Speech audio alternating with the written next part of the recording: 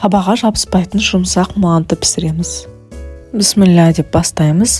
Қамырды жақсылап иілеп, біркелкі болатындай етіп шайып шығамыз. Бірдей 4 бүріш шығару үшін осы видеода көрсетілгендей етіп дайындайсыздар.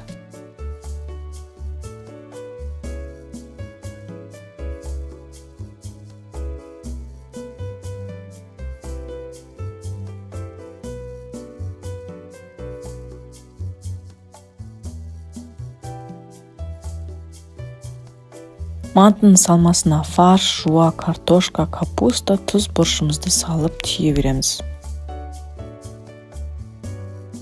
Ең маңыздысы осы жерде. Мантыны мантницаға салар кезде бетін сұйық маймен шылқытып жағып шығу керек. Мантницаның өзін де майлауды ұмытып кетпеңіздер.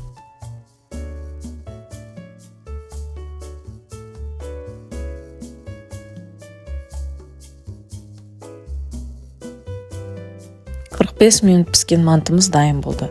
Біздің мантымыз көріп тұрғандарыңыздай табаны жабыспаған, қамыры жыртылмаған, өзі жұп-жұмсақ болып шықты. Қай мантыны ұстасам да біздің мантымыз жабыспай өз орнынан жылжып жұп-жұмсақ болып тұр.